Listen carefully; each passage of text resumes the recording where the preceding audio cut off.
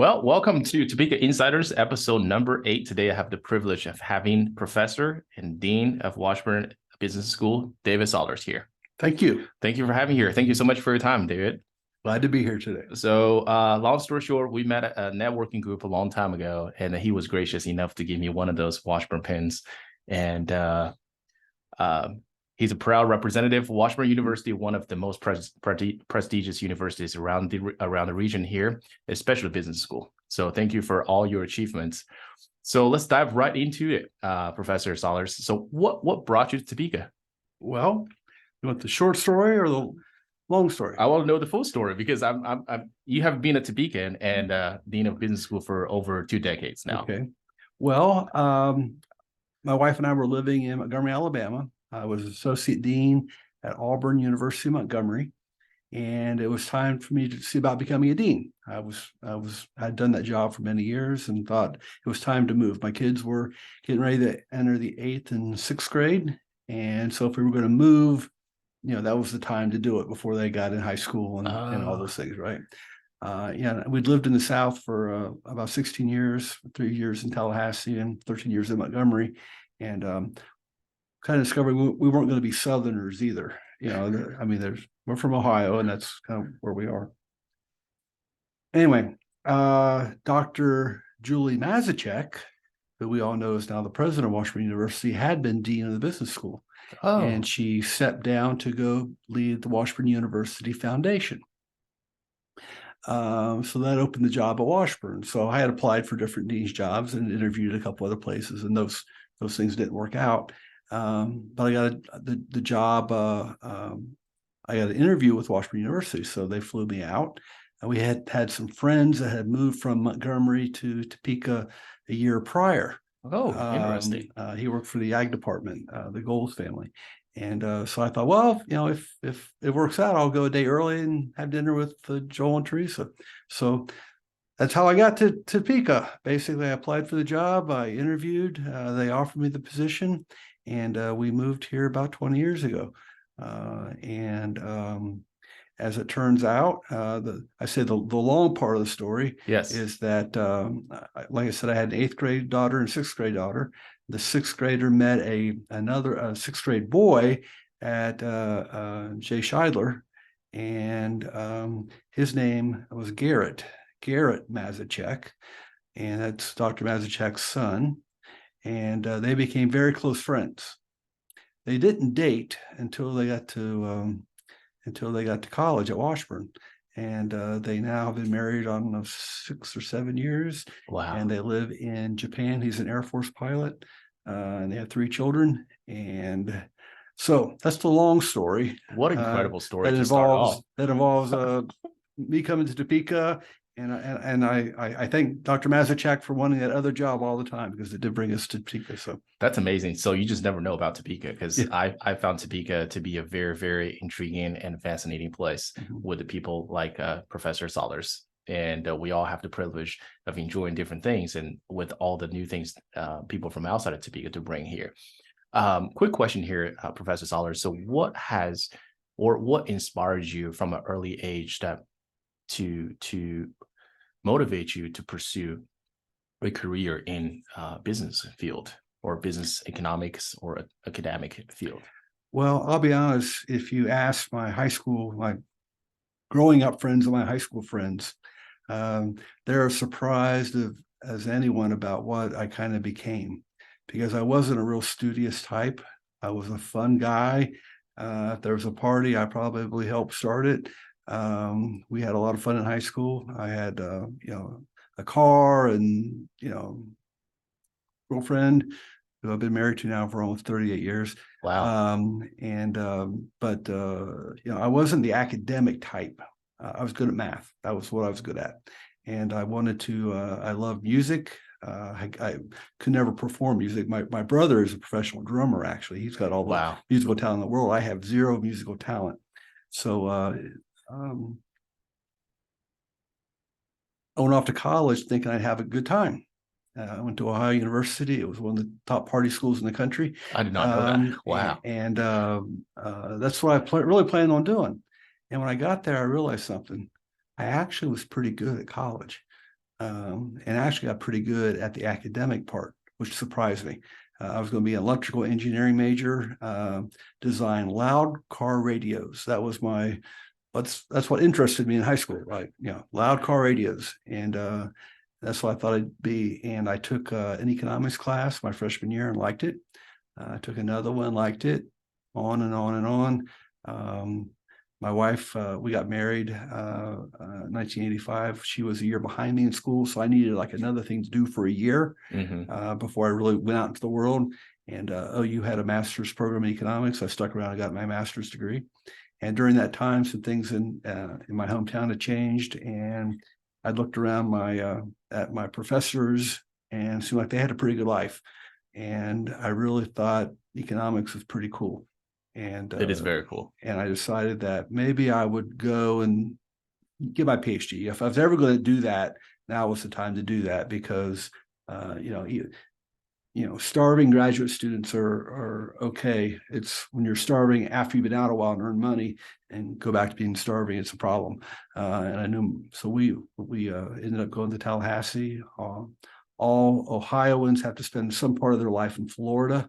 It's like genetically imprinted on us. And I just got mine out of the way early. And it's kind of a cool story. One of the professors at Florida State had been in Washington, D.C. when I interned there back in 1985. And he testified, and we went to lunch together. And he'd written the textbook I'd used in one of my classes. Wow, at Ohio. incredible. And so what happened was, we went to lunch. He goes, "You ever want to go to graduate school, give me a call." So I did. And that's how I got to Tallahassee. So that's incredible. And then that's where you got your PhD from as well. That's incredible. What was the direction that you went for your PhD? So if you still kind of remember research and I had planned on doing something completely different than what I ended up doing. Sometimes you get a little bit, but by then my wife had a teaching job. We had a little bit more money. I was going to take another year to kind of figure out something to do. And then we got pregnant with our first daughter, Lindsay. And so it kind of focused my mind a little bit. I got someone to take care of now, right? And I better get done. And about that time, a couple of my professors landed a grant from the state of Florida legislature to basically study the war on drugs in Florida. This is around 1989, 1990. They'd been fighting the war on drugs pretty hard in Florida for a decade, and they were having lots of problems. The prisons were full. There were all kinds of crazy things going on in policing and in drugs and law enforcement. And so they came to these economics professors and said, "Can you help us look at this?"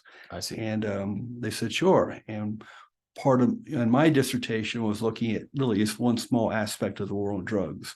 And it's basically what happens in community A if you crack down in community B. Is there what they call interjurisdictional spillovers. And it's an archaic little technical thing, but it's important because the idea was, if you crack down on some crime in some area, you might measure something that's not true. If you crack down and crime goes down, well, it's great. But if you've just moved it down the street to the next jurisdiction, then it creates a problem. So, and then there were other things that, we had a bunch of data, looked at the incentives for fighting the war on drugs. Why did the police fight the war on drugs? It's because it paid better than other crime fighting. That's fascinating to know. And looked at the unintended consequences of violent crime going up when police crack down. That there would be as economists say, return to equilibrium to a market process. And in a legal market, you use violence sometimes. And so as they return to equilibrium, that's why you had some of these, gang or drug seller violence. So it was stuff like that. So I spent about, really interesting. I spent 4 or 5 years of my life. I joke, I spent 4 or 5 years of my life on drugs. That's what I did, and wrote a bunch of papers and stuff like that. So congrats on achieving all that. So speaking of Washburn now, so fast forward a few years, and you came to Washburn around 2003 and became the dean of business school here. You have done a lot, just from the bio that I read. So what was the driving force behind you adding more programs, adding more initiatives, or adding more incentives to different programs to kind of help them collaborate together? What was that? Because I always feel like you have been a very innovative person. Okay. Was that something behind you wanting to make this community better, or what was some of the driving factors to? Well, it's probably evolved over time. When I first got hired, Washburn was not accredited by AACSB. Okay. They had made 3 previous attempts over 3 previous decades to get this international accreditation. It was the American Assembly of Collegiate Schools of Business, and now it's just AACSB International now, and it's the prestigious business school accreditation. And we didn't have it. And that's something I had worked on in Montgomery because we did have it. And as associate dean, sometimes associate deans get to do the accreditation work. So I knew a lot about the process, knew a lot about what it would take. So apparently I convinced them that I kind of knew that. So when they hired me, they kind of gave me marching orders to get the school accredited. They'd already kind of started the process. Dr. Mazachek had started the process, but we had to do a lot of things. We had to fix some of our systems. We had to, take another look at the strategic plan. We had to get our factory qualifications all sorted out. All those things that go into accreditation, and we were able to get that done by 2006. So about 3 years it took to do that. So once we laid that floor, now we could say we're one of the best, we're one of the top 6% of the business schools in the world, right? Yes. Or something like that. Yes. But once you get that floor, then you start to, about that time, we had to replace a lot of faculty as well. Retirements hit, and actually a couple of deaths, even faculty. And we had to replace a lot of faculty. So we hired a lot of new, what I call young faculty at the time. Many of them closer to my age, but we did that. That wasn't a key thing. So you bring in all these new people with new ideas, and you put them to work, and you let them do their thing. I'm not that innovative. My job is to basically provide the tools and the means to my faculty to be innovative. And one of the things that I have to do as dean is figure out ways that I can use whatever powers I have, or whatever skills I have, or whatever kind of tools that I have to, find the money, knock down the wall, whatever it takes to make that faculty member, allow that faculty member to do what they want to do, or even allow our students to do what they want to do. So that's so. Like I said, I'm not the innovative guy. Very humble for you to say that. I do have a couple new ideas every once in a while, but generally, my job is to facilitate other people's good ideas. Right. Well, thank you so much for saying that, Professor Sollars. So, if you have not visited Topeka, for all the audience here, viewers here out there, Topeka has experienced huge economic growth in the past couple of years. And I really believe Professor Sollars was one of them behind all the growth here. So many people decided to become entrepreneurs in this society, in this community, in large part because Washburn entrepreneurship, and there's a small business center there as well to help people get into this world. And Professor Sollars was big help and big supporter and even developer behind all that. So thank you for doing that. I give up, like our SBDC, it's great. We've had, when I came to Topeka 20 years ago, Les Streit was the director of the SBDC. He soon turned it over to Rick Lejeune, and Rick did it for a number of years, and he turned it over to Carl Klein. Rick later came back to Topeka. He's actually on our faculty. And unfortunately, Carl just announced his retirement in a couple months from now, and so we'll have to replace that position again. But the SBDC, working with they're co-located with the Greater Topeka Partnership downtown. We also got an office over Manhattan, and we serve an 11-county region, basically providing what I call business education, just in a different form. It's not in a classroom. Typically, it's one-on-one counseling, help small businesses access capital, do those type of things. So I'm real proud of that, what our SPDC does. I'm also proud that they work with our faculty, work with our students. Our faculty need a project to work on in a class. They'll go see Carl, the SPDC director, about getting hooked up with one of his clients, for example. And make that happen. So we're proud of, we like to feel like, Washburn's kind of it's a special place. It is a very special place. It is connected to its community at its very roots. And that's always been key to me, because sometimes you run into places where, there's a university in a town, right, or there's a college in a town, right? Right. But it's really not part of the town. If you look at like our results, right, where do our graduates end up? Let's just say that's an outcome, right? Our graduates tend to stay, 90% tend to stay in the region. And that can't be said, there are two institutions up and down the interstate here, right. Well, that's not true, and you're as likely to find a Washburn graduate leading an organization here in Topeka as you'll find anywhere. So we're real proud of that fact as well. And so, when we talk about having major economic impact, that's really how we do it. Right. By graduating, 100 or so students a year, many who stay in Topeka, many who stay within the region. Yeah. So I can definitely vouch for that, because from my business world, the business world I'm in, a lot of the small business owners, I would say maybe 9 out of 10 of them went to Washburn Business School, or some other schools at Washburn. Yeah. So that's phenomenal. And so over the past 2 decades, you have taught many students. What has been some of the great examples that you've seen from the students, or some of the examples, or they help this community achieve? Can you kind of think of a couple of examples or philosophy that you put out there, and then you see later on your students achieve those things? Well, what's interesting is now, the students who I got to know when I first came to Topeka, right? Right. 20 years ago. They're now, many of them are in their kind of early to mid 40s. So maybe they haven't achieved everything yet, because they're now in the prime, what I call the prime lunchtime of life, right? They probably got married, they probably kids, right? But they're moving up through the organizations, right? They're doing really well, starting out great, and we're starting to see that happen. I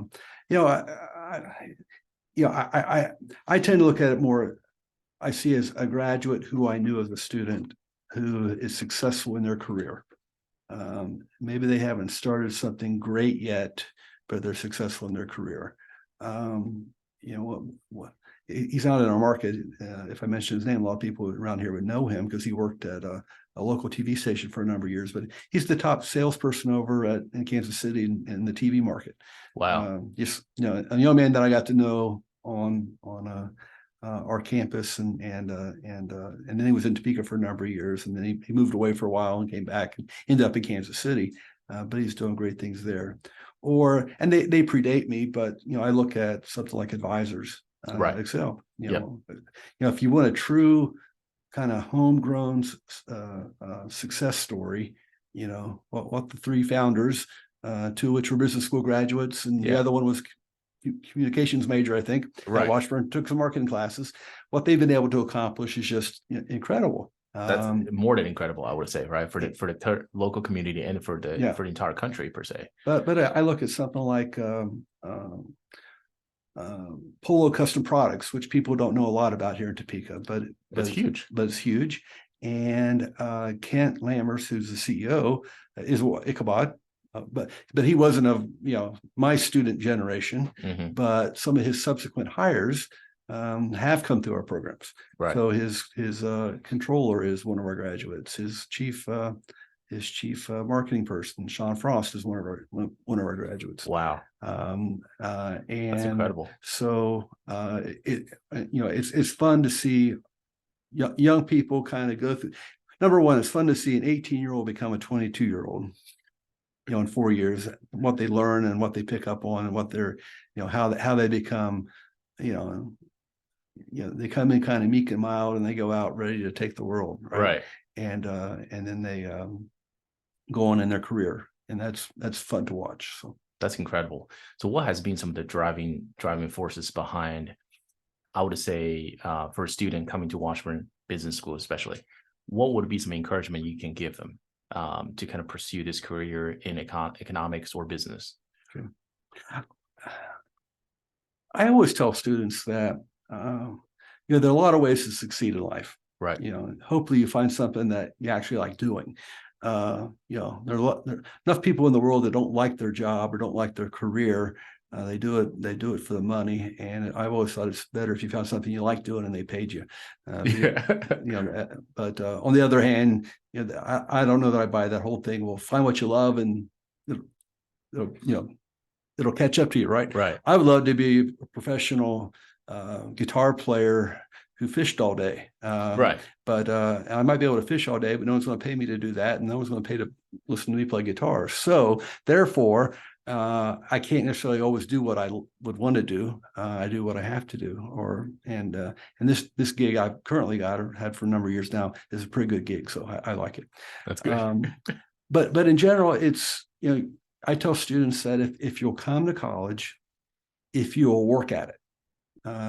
Like I said, when I went to college, I was not intellectually ready for college. I was not prepared, for college. I had to spend a lot of time with my butt in the chair in the library, and I treated it like at work. I worked my way through high school. I always had a job. When I was a kid, I mowed yards. I had a paper route. I did all those things to make spending money, right? Wow. Wow. And so when I got to college, I kind of treated my college like work.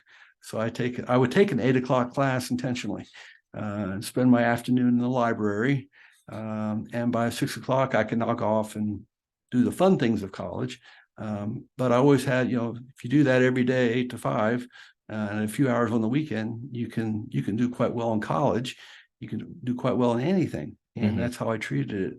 So I tell the students that if they'll come and work hard, meet the faculty halfway, because the faculty are very dedicated to your success, but they can't make you want to be successful. You have to decide you have to do that yourself, and then they'll help you do that.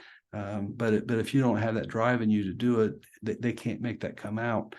They'll help you get the tools you need. They'll help open the doors.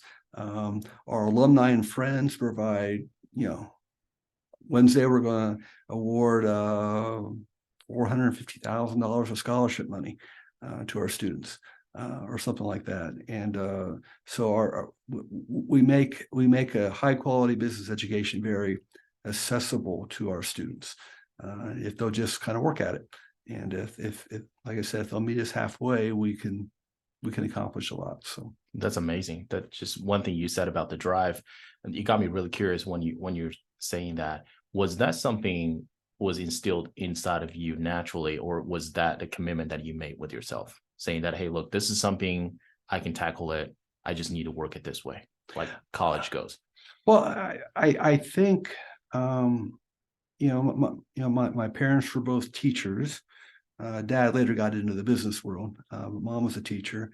My grandfather was a farmer, and then he became he was an entrepreneur. He sold travel trailers and mobile homes from his farm. Wow. And developed a very successful business. But he was a very interesting and a driven guy.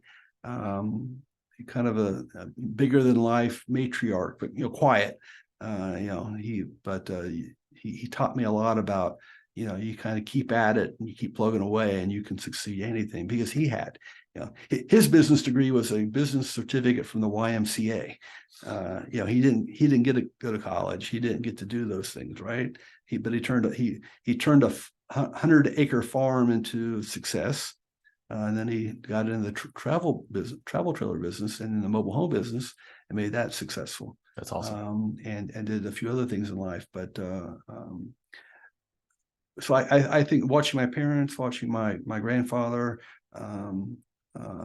be successful in what they chose, let me know that if I ever wanted to be successful, I probably could. Like I said, in high school, I was probably successful, but at the wrong things. Wow, that's incredible story, because with all the guests that I've had on here, that's one thing they all shared in common, which was the drive, want to achieve excellence in their lives. And that's something was just reflected from what you've told us here as well. And do you see a lot of that coming out of a young generation, or do you feel like more people should have come out and really share the stories? Because I always feel like the younger generation, they probably don't have the same vision, or of course they don't, same vision or perspective as what we had in the past. I feel like if you guys are going to Washburn Business School, that's something you can definitely learn from Professor Sollars and the faculty and the staff there. And that's one thing I experienced from a lot of Washburn graduates as well. I feel like they're all really driven.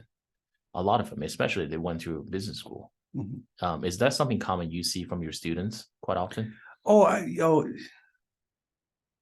You see different levels of it. Right. Now, one thing that's changed, maybe, I don't know that's changed a whole lot, but at Washburn, maybe 1 in 10 students are athletes at Washburn, varsity athletes at Washburn. Okay. That turns out it's 2 in 10 in the business school. So we got about twice as many students as a proportion that are athletes in the school business. Well, obviously they're driven in their athletic pursuits, right? Mm-hmm. Athletes have to be driven, or they don't get very far, right? Right. So they have to, if you're on the track team, you're running or throwing or jumping or doing whatever you're doing. If you're on the football team, you're getting the knocked out of you every practice, right? Right. As I drove out of the parking lot this afternoon, I could hear the aluminum bats going off at the baseball diamond. Right. Those young people are driven to succeed, and I think that carries over from their athletic pursuits to their academic pursuits most of the time. I won't say it's perfect. I'm an economist, right? So I don't tend to see binary 1, 0. I see distributions. And there's sometimes the distributions are bimodal or trimodal. We see a lot of that, but in terms of people's enthusiasm for what they do, I don't know that it's changed a whole lot. There's someone talking the other day talking about how young people today try to find a better work-life balance. They're not so much driven by their career as they are. They want to find the thing in life that they want to do, and then they're willing to take less money for it, or willing to work less for that. Mm-hmm. I guess I don't know how long that'll play out. Like I said, I could probably have said the same thing until I had the first child. Yeah, and it's like, wait a minute, someone's got to feed and clothe her, and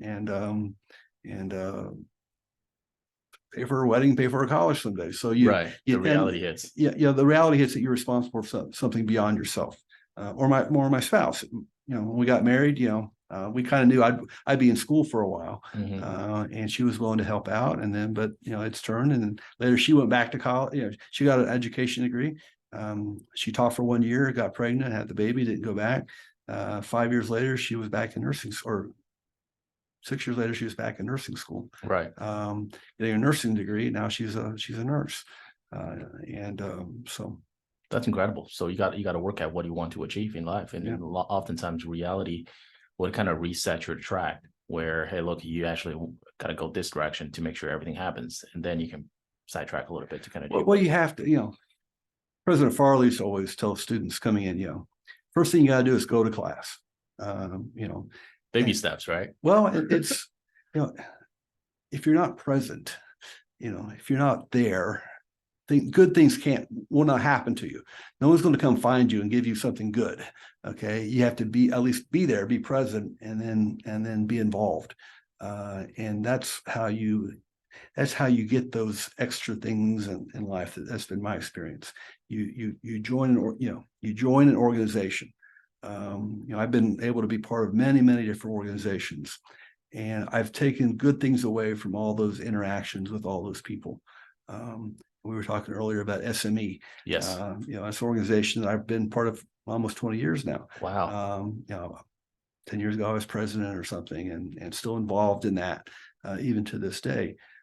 Just a great group of highly motivated people who know a lot about sales and marketing. Mm-hmm. I'm an economist. I don't know anything about sales and marketing, but they're a good group of people. And people always ask me, well, why are you involved in SME? I'm like, because I like hanging out with good people. Right. So, And it's been incredible. SME is an incredible organization here in Topeka. It's called the Sales and Marketing Executives of Topeka. So if you're looking to network with some nice people, like Professor Sollars said, you should definitely join that organization sometimes.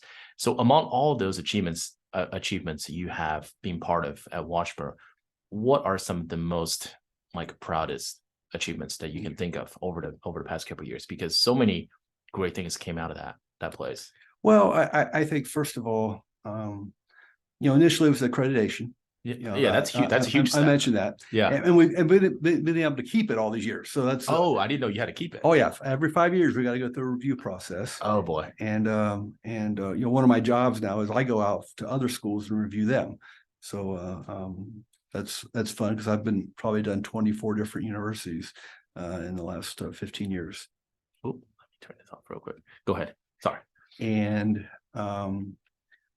by doing that, I learned a lot about what's going on in other places, and you also learn, some of the problems I think I have at Washburn aren't really problems. They're minor in comparison to what some places face. The great faculty that we've been able to hire and retain, we haven't had many people leave that we've hired, and that's a good sign because that's not true at lots of places. That means Washburn has a really good culture. Good culture. I always use I pick on her or I use her as my example of one of my successes. Right, it's Dr. Norma Juma. Dr. Juma is one of our management professors, and she was one of the first faculty members I hired at Washburn. Came in as an assistant professor, untenured. You go through a period of time where you're a probationary faculty member, then you can go for tenure and promotion, and she did and was successful. Fast forward a few years, she is up again for promotion to full professor. That's the next academic rank. Mm-hmm. And maybe, I don't know, 2 or 3 years ago, we were able to name her to an endowed professorship. Wow. So she holds the Greg and Rhonda Brenneman professorship in business strategy. I think I got that name right. So to watch her come in as a fresh new PhD, move all the way to a prestigious endowed professorship, that's a success. Yes. And I use Norma as my example. One example. I've had, it's interesting. Everyone on the faculty now has either been, I've either hired or promoted over my somewhat long tenure as dean. And so I like to think sometimes maybe I had some role in their success. At least I didn't hold them down. So I have a lot of fun with the people I work with. So that's very, very humble to hear Professor Sollars say that. It's just that's incredible because all these people are contributing huge assets, great assets to our community here. Mm-hmm. One way or another. One thing that you mentioned about Washburn University is one, I went there for 1.5 years. I didn't realize at the time as a student, because as a 20-some-year-old student, the perspectives I had were completely different than the perspectives I have today. Mm-hmm. Now I realize in my 30s how much resource that Topeka could offer to students is just incredible, and the connections that all the professors and teachers at Washburn, even throughout the community, it's a huge asset to our community as well as a whole. Mm-hmm. And what's your vision for Washburn in the next 5-10 years, Professor Sollars? Well, some of it is, I hate to say it sometimes, some of it is just to keep on keeping on. Because Washburn is international, right? There's like 200-300 international students going to Washburn Business School. And that's kind of changed over the years, right? We had this big influx of Chinese students. Okay. And then we had a big influx of Saudi students. Today we have a lot of students from Nepal, of all places. And wow. So it's an interesting thing. Anyway, our big next thing is we're going to do some renovations a little bit closer to the business school home, and that is we're going to try to renovate Henderson, the Henderson building. Henderson is the largest academic / classroom building on campus. With the new law school being finished, it's going to cause a domino effect around the campus. Things are going to be moving and changing. Henderson is over 50 years old now. It needs a little updating. I did not know that. Wow. Yeah, and we got a big plan for it, about a $35 million plan. We've got to raise some money. We hope to maybe get that done by the end of the year, and then get that process started. So some other places at Washburn, some buildings might come down. Some of the older buildings, renovation. There's a kind of a plan for what we might do with the old maybe library. If we move the library to where the old law school was. There's just kind of all these crazy things going on. So that's very exciting. That's very exciting. So, and also I know that Professor Sollars, you are part of a lot of different organizations and foundations. And what's one message you would like to really relay to all these different organizations? What's the biggest contribution you're willing to, or you're wanting to these people, these organizations to receive from you as a professor and dean from business school at Washburn? I guess two things come immediately to mind. Number one is make sure you know what your mission is. I mean, that sounds a little trite sometimes, but some organizations fail to achieve up to their highest potential because they kind of forget why they're doing it. I like to think that the organization that I've been a part of they've evolved a little bit over time, but they've stayed pretty true to their mission. Obviously, I've been heavily involved in junior achievement over the years, and junior achievement has stayed pretty true to its mission, providing young people, kindergartners through high schoolers, with information about entrepreneurship, about how free markets work, with making wise financial decisions, being prepared for the workforce, doing those type of things. I'm on the parish finance council at my church. Yes, I saw that. Mary. Right. I think our mission is pretty, figured out. Yes. But it's true. We can lose our way. So whatever we have. Not only do we have our church, we have our school and our early child care center, so we have to keep those things all in sync at all the time, and provide advice to our pastor about what they should be doing in terms of allocating resources, because that's really what our job is, to make sure that we're doing the right things with the money to fulfill the plan of the church. So that's been kind of always my thing that I always thought I could provide benefit to an organization, is being able to step back sometimes and look at a bigger picture and think about how we can, achieve our mission. That's incredible. That's incredible. Well, thank you so much, Professor Sollars, for the interview today. I've learned so much from you that I did not know prior to this interview, and sharing so many wonderful things about Washburn. And I truly, from the bottom of my heart, thank you so much for what you've done to our community and for all the students who are at Washburn or wanting to go to Washburn. Okay. So anything you want to tell the audience before we end this interview today? You're not going to pick on my sports teams? Well, I was going to, but I didn't know if that would be a. So I was going through an incredible bio Professor Sollars sent me, and he has been a long fan of Cincinnati Reds and Bengals. Mm-hmm. So I rooted for Bengals this year. So I openly say that. I know some of my Chiefs friends were gonna dislike me now, but that's what I did.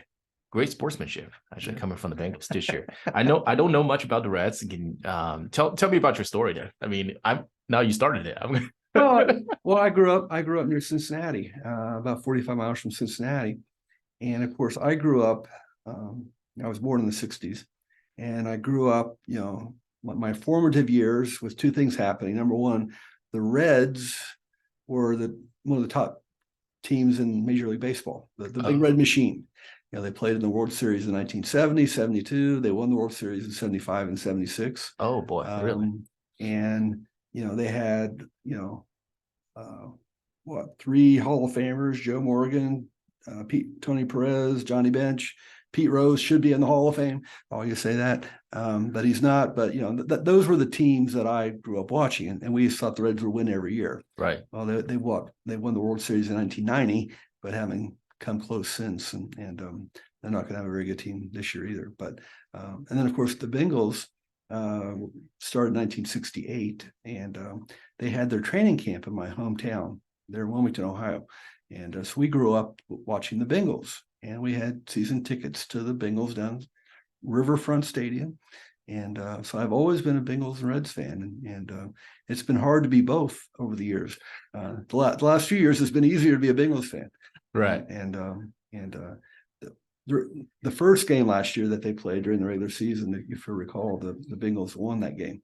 And I remember I put on my Joe Burrow jersey and wore it to work that Monday morning. How did that go for you? Well, a lot of people complained, but of course I couldn't wear it during the playoffs or after the playoff game because they lost. But anyway. Wow, what a story. What a story. Well, thank you so much for your time. It was truly an honor. Thank you, sir. Professor Sollars. So thank you so much. I look forward to learning more from you. If you guys wanted to learn more about business school at Washburn, more about Professor Sollars, please reach out. So thank you so much for your time. All right. Thank you.